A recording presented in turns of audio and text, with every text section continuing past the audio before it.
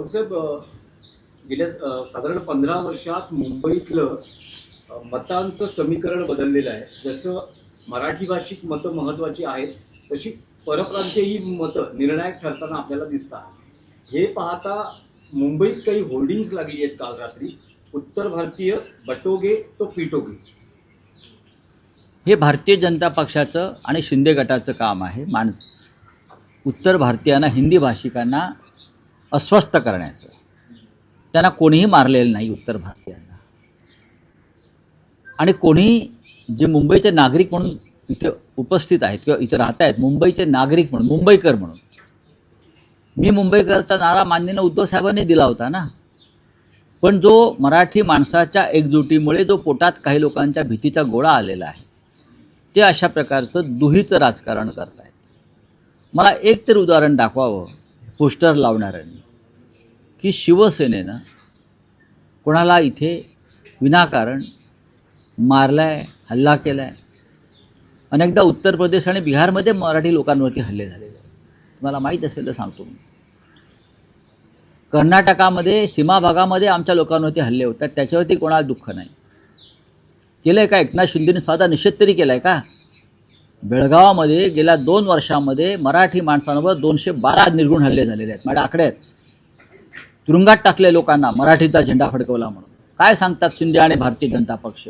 एकदा तरी निषेध केला आहे का मुख्यमंत्र्यांनी किंवा उपमुख्यमंत्र्यांनी की बेळगावामध्ये सीमा भागामध्ये मराठी माणसांवरती जो अन्याय अत्याचार होतोय, त्यांना मराठी जगायचं आहे, मराठी म्हणून, मराठी भाषा त्यांना हवी आहे म्हणून हे हल्ले होत आहेत. आणि इथे उत्तर भारतीयांना पिटोगे काय बटेगे तो पिटोगे चाललेलं आहे.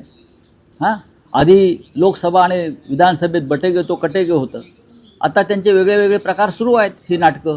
काँग्रेस आणि राष्ट्रवादी जे आपल्या महाविकास आघाडीतले आपले घटक पक्ष आहेत, तर चर्चा देखील त्यांची अंतिम टप्प्यात आहे. काँग्रेस आणि राष्ट्रवादी जर एकत्र लढले तर त्याचा मनसे आणि शिवसेनेचा नाही काही होणार परिणाम किती होईल? मराठी माणसावरती काही परिणाम होणार नाही.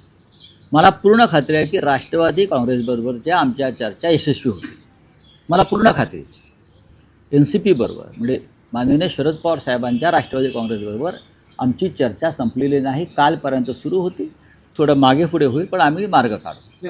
राऊतसाहेब, तोच मुद्द्याचा भाग आहे. तुम्ही म्हणतात की शिवसेनेनं कधी परप्रांतीयांना मारहाण केली नाही, पण आज तुमच्याबरोबर महाराष्ट्र नवनिर्माण सेना आणि गेल्या काही काळात बघितलं तर अशी अनेक उदाहरणं आलेली आहेत की ज्यात परप्रांतीयांना मारहाण झालेली आहे. मराठी तुम्हाला नाही, आता एक सांगतो की परवा भाजपचे आमदार कोण पराग शहा यांनी मराठी रिक्षावाल्याला मुंबईत मारलं.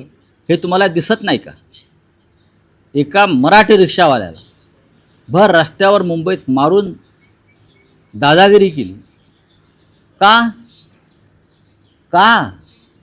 कारण काही असतील, पण मराठी माणसावरती भारतीय जनता पक्षाच्या आमदारांना हात उचलला. ह्याच्यावर तुम्ही प्रश्न का विचारत नाही? हां, ह्याच्यावरती प्रश्न विचारा. तुम्ही मराठी आहात ना सगळे? तुमच्या हृदयाला का टोचत नाही की एका मराठी गरीब रिक्षावाल्यावर चुकला असेल तू म्हणून भर रस्त्यात हा असं मारण्याचा अधिकार भाजपच्या आमदारांना कोणी दिला? ही भाजपचं ही भूमिका आणि धोरण आहे का की गरीब मराठी माणसाला रस्त्यावर मारायचं? ह्याच्यावर बोला. पण तुम्हाला असं वाटत नाही का की मराठी भाषिक, तुमचा जो दावा आहे की ठाकरे बंधू एकत्र आल्यानं मराठी भाषिक तुम्हाला भरभरून मतदान नक्की देतील, पण परप्रांतीय विशेषतः तेही आम्हाला, मी परप्रांतीय वगैरे शब्द वापरत नाही. मी मुंबईकर म्हणतो.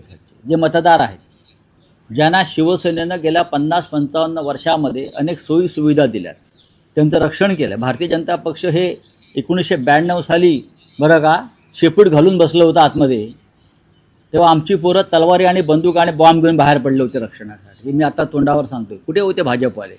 आता मोठे हिंदुत्वाचे रक्षक म्हणून मिरवत आहेत. हां, हे हिंदुत्वाचे भक्षक आहेत सगळे आणि मराठी माणसाचे भक्षक आहेत या महाराष्ट्रामध्ये. आम्हाला सांगू नका. पण काँग्रेस तुमच्या बरोबर नसते. अरे सोड, कोण नवनीत राणा? सोड रे. अरे सोड रे. मग हाल तू म्हणावं. काँग्रेस तुमच्या बरोबर नसल्यानं तुम्हाला